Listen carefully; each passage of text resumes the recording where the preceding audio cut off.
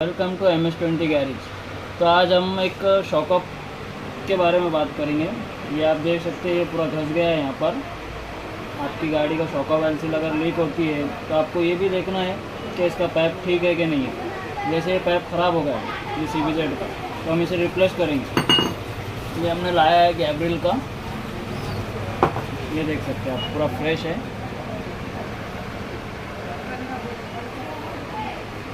और ये वाला पुराना है, ये डैमेज हो गया,